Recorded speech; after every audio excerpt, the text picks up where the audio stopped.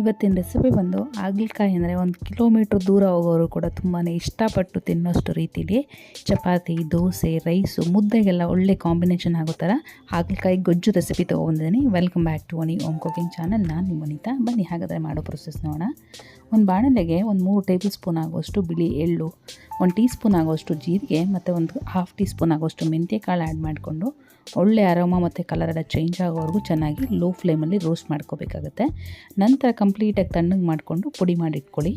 ನಂತರ ಒಂದು ಬಾಣಲೆಗೆ 1 table spoon ಆಗುವಷ್ಟು ಎಣ್ಣೆ ಆ್ಯಡ್ ಮಾಡಿಕೊಂಡು ಒಂದು 3 ರಿಂದ 4 ಹಾಗಲಕಾಯಿನ ಚಿಕ್ಕದಾಗಿ ಕಟ್ ಮಾಡಿಕೊಂಡು ಇದನ್ನು ಒಂದು 30 ನಿಮಿಷಗಳ ಕಾಲ ಸಾಲ್ಟ್ ಆ್ಯಡ್ ಮಾಡಿ ನೆನೆಸಿಟ್ಟು ನಂತರ ಹಿಂಡ್ಕೊಂಡು 1 ರಿಂದ 2 ಸಲ ನೀರಲ್ಲಿ ತೊಳ್ಕೊಂಡು ನಂತರ ಆ್ಯಡ್ ಮಾಡ್ಕೊಂಡಿದ್ದೀನಿ. ಈ ರೀತಿ ಮಾಡೋದ್ರಿಂದ ಕಹಿ ಸ್ವಲ್ಪ ಕಡಿಮೆ ಆಗುತ್ತೆ. ಸೊ ಹಾಗಾಗಿ ಕಲರೆಲ್ಲ ಚೇಂಜ್ ಆಗೋವರೆಗೂ ಚೆನ್ನಾಗಿ ಲೋ ಫ್ಲೇಮಲ್ಲೇ ಫ್ರೈ ಮಾಡಿಕೊಂಡು ಸೈಡಿಗೆ ಎತ್ತಿಟ್ಕೊಳ್ಳಿ. ನಂತರ ಒಂದು ಬಾಣಲೆಗೆ 1 ಟೇಬಲ್ ಸ್ಪೂನ್ ಆಗೋಷ್ಟು ಎಣ್ಣೆ ಆ್ಯಡ್ ಮಾಡಿಕೊಂಡು ಸಾಸಿವೆ, ಜೀರಿಗೆ, ಉದ್ದಿನಬೇಳೆ, ಕಡಲೆಬೇಳೆ ಆ್ಯಡ್ ಮಾಡಿಕೊಂಡು ಫ್ರೈ ಆದ ನಂತರ ಒಂದು ಈರುಳ್ಳಿ ಕೂಡ ಆ್ಯಡ್ ಮಾಡಿಕೊಂಡು ಕಲರೆಲ್ಲ ಚೇಂಜ್ ಆಗೋವರೆಗೂ ಫ್ರೈ ಮಾಡ್ಕೊಳ್ಳಿ. ನಂತರ ಒಂದು 8 ರಿಂದ 10 ಬೆಳ್ಳುಳ್ಳಿ ಹೆಸರನ್ನ ಕುಟ್ಟಿ ಆ್ಯಡ್ ಮಾಡಿಕೊಂಡು ಒಂದು ಸ್ವಲ್ಪ ಕರಿಬೇವೆಲೆ ಕೂಡ ಆ್ಯಡ್ ಮಾಡಿಕೊಂಡು ಚೆನ್ನಾಗೆಲ್ಲ ಫ್ರೈ ಮಾಡ್ಕೊಂಡು ನಂತರ ಒಂದು 3 ಮೀಡಿಯಮ್ ಸೈಜು ಚೆನ್ನಾಗಿ ಹಣ್ಣಾಗಿರುವಂಥ ಟೊಮೊಟೊನ ಚಿಕ್ಕದಾಗಿ ಕಟ್ ಮಾಡ್ಕೊಂಡು ಆ್ಯಡ್ ಮಾಡ್ಕೊಂಡಿದ್ದೀನಿ.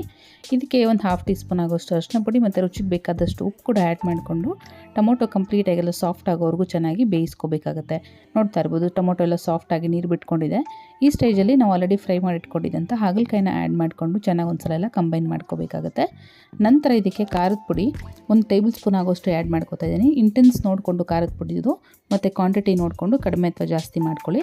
1 ಟೀ ಸ್ಪೂನ್ ಆಗೋಷ್ಟು ಧನಿಯಾ ಪೌಡರು ಮತ್ತು ನಾವು ಆಲ್ರೆಡಿ ರೋಸ್ಟ್ ಮಾಡಿ ಇಟ್ಕೊಂಡಿದ್ದಂಥ ಎಳ್ಳು ಪುಡಿನ ಕೂಡ ಆ್ಯಡ್ ಮಾಡಿಕೊಂಡು ಚೆನ್ನಾಗೆಲ್ಲ ಕಂಬೈನ್ ಮಾಡ್ಕೋಬೇಕಾಗುತ್ತೆ ಫಸ್ಟು. ನಂತರ ಒಂದು ದೊಡ್ಡ ನಿಂಬೆಹಣ್ಣು ಗಾತ್ರದಷ್ಟು ಹುಣಸೆಹಣ್ಣು ನೆನೆಸಿಟ್ಕೊಂಡು ಅದರಿಂದ ತೆಗೆದಿರೋಂಥ ಹುಣಸೆ ರಸನ ಇದಕ್ಕೆ ಆ್ಯಡ್ ಮಾಡ್ಕೋತಾ ಇದ್ದೀನಿ. ನೀವು ಕ್ವಾಂಟಿಟಿ ಮತ್ತು ಕನ್ಸಿಸ್ಟೆನ್ಸಿ ನೋಡಿಕೊಂಡು ಅಡ್ಜಸ್ಟ್ ಮಾಡ್ಕೊಳ್ಳಿ. ನಂತರ ಹಾಗಲಕಾಯಿ ಬೇಯಲಿಕ್ಕೆ ಎಷ್ಟು ಬೇಕೋ ಅಷ್ಟು ಕರೆಕ್ಟಾಗಿರುವಂಥ ನೀರಿನ ಕನ್ಸಿಸ್ಟೆನ್ಸಿ ಇಲ್ಲಿ ಆ್ಯಡ್ ಮಾಡಿಕೊಂಡು ಅಡ್ಜಸ್ಟ್ ಮಾಡ್ಕೋಬೇಕಾಗುತ್ತೆ. ಉಪ್ಪು ಖಾರ ಕೂಡ ಕಡಿಮೆ ಇದ್ದರೆ ಇಲ್ಲೇ ಅಡ್ಜಸ್ಟ್ ಮಾಡಿಕೊಂಡು ಚೆನ್ನಾಗಿ ಒಂದು ಸಲ ಮಿಕ್ಸ್ ಮಾಡಿಕೊಂಡು ಇದು ಕಂಪ್ಲೀಟಾಗಿ ಬೇಯೋವರೆಗೂ ಬೇಯಿಸ್ಕೋಬೇಕಾಗುತ್ತೆ. ಮುಚ್ಚಳ ಮುಚ್ಕೊಂಡು low to medium flame adjust ಮಾಡಿಕೊಂಡು ಬೇಯಿಸ್ಕೊಳ್ಳಿ. ಸ್ವಲ್ಪ ಟೈಮ್ ತೊಗೊಳುತ್ತೆ. ಸೊ ಹಾಗಾಗಿ ಹಾಗಲಕಾಯಿ ಕಂಪ್ಲೀಟಾಗಿ ಬೇಯೋವರೆಗೂ ಚೆನ್ನಾಗಿ ಬೇಯಿಸ್ಕೋಬೇಕಾಗುತ್ತೆ. ನೋಡಿ ಈ ರೀತಿಯಾಗಿ ಪ್ರೆಸ್ ಮಾಡಿಕೊಂಡ್ರೆ ಈಸಿಯಾಗಿ ಕಟ್ ಆಗ್ತಿದ್ದಾನೆ, ಚೆನ್ನಾಗಿ ಬೆಂದಿದೆ ಅಂತ ಅರ್ಥ. ಇಷ್ಟು ನೋಡಿ ಇವತ್ತಿನ ಹಾಗಲಕಾಯಿ ಗೊಜ್ಜು ತುಂಬಾ ಟೇಸ್ಟಿಯಾಗಿರುತ್ತೆ. ಖಂಡಿತವಾಗ್ಲೂ ಒಂದು ಸಲ ಟ್ರೈ ಮಾಡಿ, ನಿಮ್ಗೆ ಇಷ್ಟ ಆಗುತ್ತೆ. ಇನ್ನಷ್ಟು ಈಸಿ ರೆಸಿಪೀಸ್ಗೋಸ್ಕರ ನನ್ನ ಚಾನಲ್ ಸಬ್ಸ್ಕ್ರೈಬ್ ಮಾಡ್ಕೊಳ್ಳೋದು ಮರ್ತೋಗ್ಬಿಡಿ. ಹಾಗೆ ಪಕ್ಕದಂಥ ಬೆಲ್ಲೈಕನ್ನು ಕೂಡ ಆಕ್ಟಿವೇಟ್ ಮಾಡ್ಕೊಳ್ಳಿ. ವಿಡಿಯೋ ಯೂಸ್ಫುಲ್ ಆಗುತ್ತೆ ಅನ್ನೋದಾದ್ರೆ ಫ್ರೆಂಡ್ಸ್ ಮತ್ತು ಫ್ಯಾಮಿಲಿ ಜೊತೆ ಕೂಡ ಶೇರ್ ಮಾಡ್ಕೊಳ್ಳಿ. Thank you for watching this video.